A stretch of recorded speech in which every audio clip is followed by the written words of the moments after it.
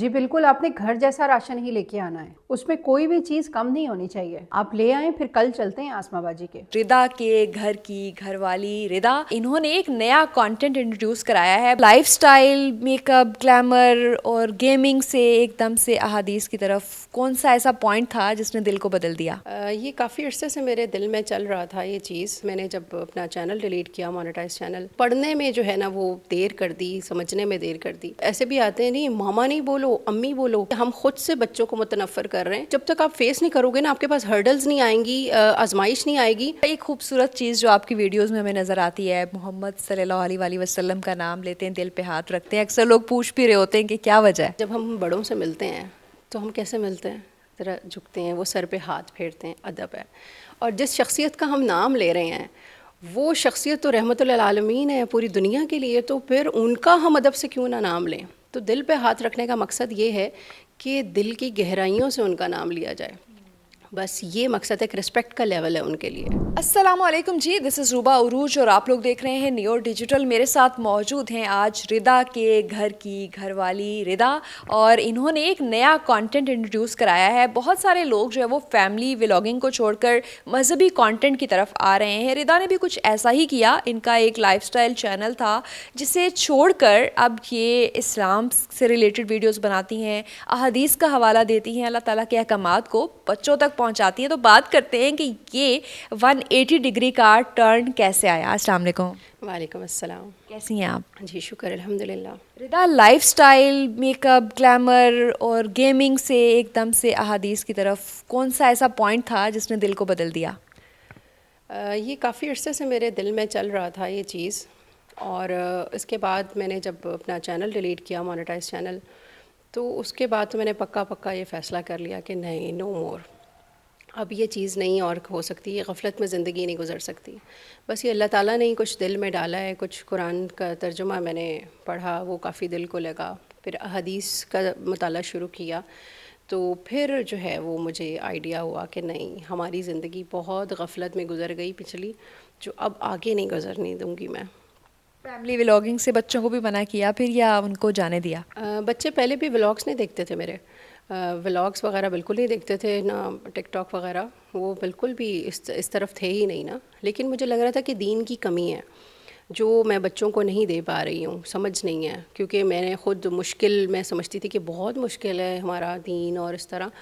तो मैंने ख़ुद स्टडी किया, तो मैंने कहा नहीं, ये तो बहुत आसान है, हमने सिर्फ पढ़ा ही नहीं।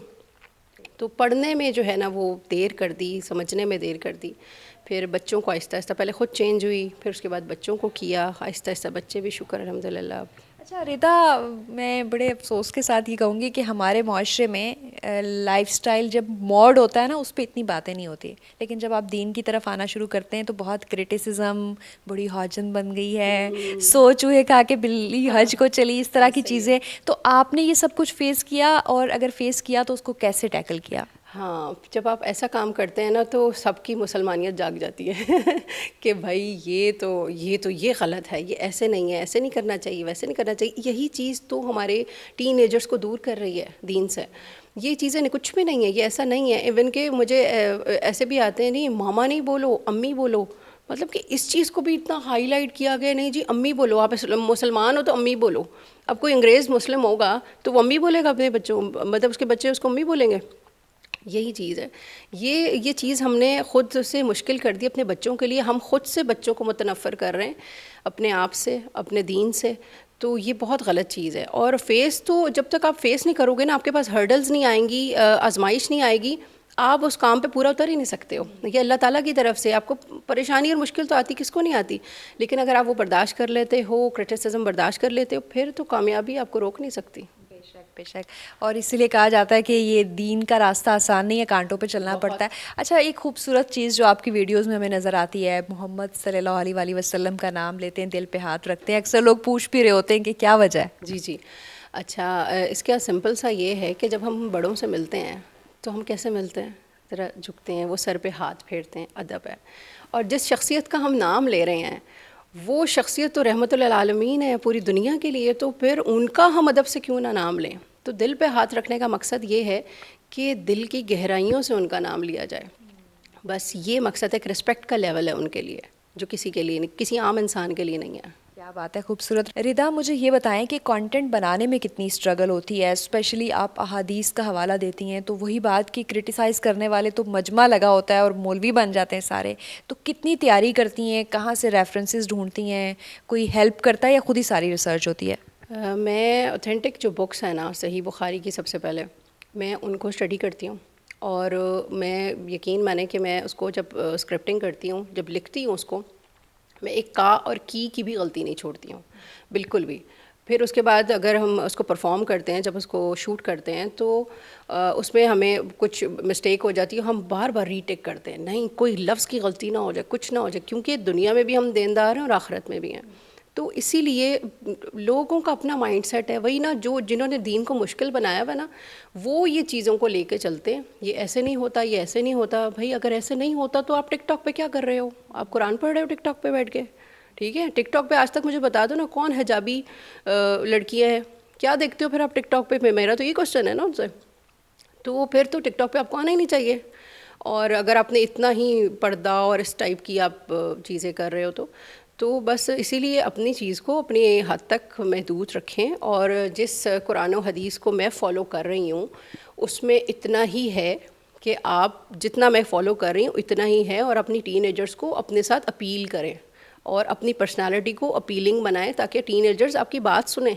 आप सुनाएंगे ही गलत बच्चों को, तो वो कैसे आपकी तरफ अपील करेंगे? अच्छा, मौलवी का दीन खासा मुश्किल है, कभी किसी स्पेशली मौलवी तबके की तरफ से कोई क्रिटिसिज्म आया हो? नहीं, किसी किस्म का कोई क्रिटिसिज्म नहीं आई, बल्कि बड़ी सपोर्ट आई है उनकी तरफ से कि हदीस पे आप वो कर रहे हैं। बस एक ही चीज़ वो कहते हैं कि पर्दा। अब इस्लाम में इससे ज़्यादा पर्दा तो मैंने अभी तक नहीं पढ़ा, लेकिन मेरे सामने अगर ऐसी कोई ऑथेंटिक हदीस या कोई चीज़ आएगी तो मैं ज़रूर शेयर करूँगी। ठीक है, बच्चों को किस तरह से गाइड करती हैं, स्पेशली जो टीनेजर्स हैं? आजकल फैशन की दुनिया है और बच्चे तो चाहते हैं कि ग्लैमर की तरफ जाएं, तो कैसे आप क्या टेक्निक्स इस्तेमाल करती हैं, ज़रा दूसरी माओं को भी तो बताएं। जब मैं इस फील्ड में आई हूँ, जब मैंने ये पढ़ना शुरू किया है, मैंने मुताला किया पूरी हदीस का, तो सबसे पहले मैंने इम्प्लीमेंट अपनी ज़ात पे शुरू किया। मैंने बच्चों को कुछ नहीं कहा। आजकल के बच्चे वो हैं ना कि जब आप बच्चों को बोलोगे, बच्चे नहीं सुनेंगे जब तक वो अमल नहीं देखेंगे आपका। तो मैंने सबसे पहले इम्प्लीमेंट ख़ुद पे शुरू किया, फिर आहिस्ता आहिस्ता मैंने बच्चों से बातें शुरू की, हदीस उनको सुनाना शुरू की। फिर मैंने सोचा, मैंने कहा क्यों नहीं, जब मैं अपने बच्चों को कर रही हूँ, मेरे पास इल्म आ रहा है अल्लाह ताला की तरफ से, तो मैं अपने बच्चों को कर रही हूँ, तो बच्चे तो सबके साझे होते हैं, तो मैं क्यों ना सबके लिए करूँ। जो बच्चे और माओं के लिए जिनको नहीं है इतना उनके पास नॉलेज नहीं है।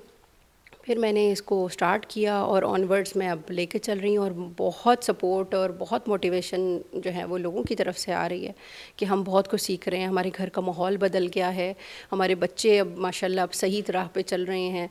तो बस शुक्र अल्हम्दुलिल्लाह अब चल पड़े। इट्स रियली इंटरेस्टिंग, और स्पेशली जब आप बता रही थी कि आपको लोगों की तरफ से अब मसाइल भी सामना जो है वो करना पड़ता है, बता रहे होते हैं कि हमारा ये मसला है, इस पे सोल्यूशन ओरिएंटेड वीडियो बनाएं, तो ये आइडिया किसका था? ये लोगों की तरफ से आया या फिर पहले से ही चल रहा था?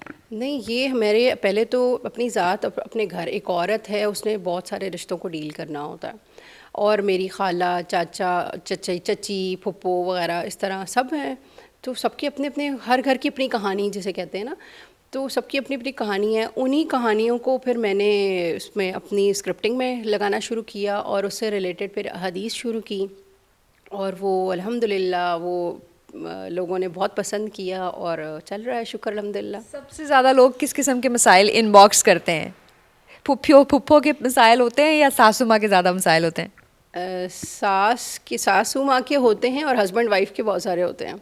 लाइक हम कोई हस्बैंड वाइफ की कोई कर दें, तो वो अभी हमने कोई दूसरी शादी वाली वीडियो की, वो वायरल हुई, तो हस्बैंड्स ने अपनी वाइफ को शेयर करना शुरू कर दी, और इसी तरह वाइफ के मुतालिक कोई हो तो वो उनको करना शुरू कर देते हैं। तो वो मतलब मियाँ बीवी का ख़ास तौर पे है, और पेरेंट्स के बहुत ज़्यादा इश्यूज़ हैं, तो इसलिए बस अब उसी पे काम कर रहे हैं। अभी भी बहुत से लोग हैं लाइफस्टाइल वीडियोस कर रहे हैं, और कुछ तो एक हद से ज़्यादा बढ़कर होती हैं जहाँ पे तहज़ीब का दायरा भी नहीं रहता। क्या मैसेज देना चाहेंगी उन्हें? तहज़ीब के दायरे अगर हम छोड़ देते हैं ना, तो फिर हम मुसलमान ही नहीं हैं, क्योंकि एक मुसलमान एक अच्छा मुसलमान हो ही नहीं सकता जब तक वो एक अच्छा इंसान ना हो, और अच्छे इंसान की पहचान ही यही है कि वो तहज़ीब के दायरे में रहे। और इसीलिए हमें अगर अपने घर का माहौल, अगर एक औरत अपने घर को चाहती है कि उसके बच्चे अच्छे ग्रो करें, उसकी नस्लें संवरें, तो सबसे पहले अपने आप को औरत बदले। और मेरी ज़्यादातर वीडियोस जो है ना वो औरतों पे इसीलिए होती है क्योंकि बहैसियत औरत मैं जानती हूँ कि क्या प्रॉब्लम्स फेस करनी होती हैं और किस तरह बच्चों की तरबियत में जो है ना वो औरत को मुश्किलात पेश आती हैं। तो उसी चीज़ को आसान करने के लिए ना मैं वो वीडियोज़ और वो रील्स वगैरह वो बनाती हूँ।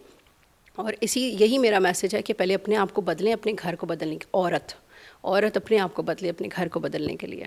थैंक यू सो मच रिदा, और बेस्ट ऑफ लक कहना चाहेंगे कि आप एक डिफरेंट कंटेंट बना रही हैं। ये थी जी हम रिदा के घर से, और रिदा यकीनन बहुत सारे घरों में खुशियाँ बिखेर रही हैं। और सबसे इम्पॉर्टेंट और सबसे खूबसूरत मैसेज ये था कि अगर आप चाहते हैं कि आपकी फैमिली बदल जाए, आपके बच्चे दीन पे चलने लग जाएं, तो आपको उनको अमली तौर पर इम्प्लीमेंट करके दिखाना होगा।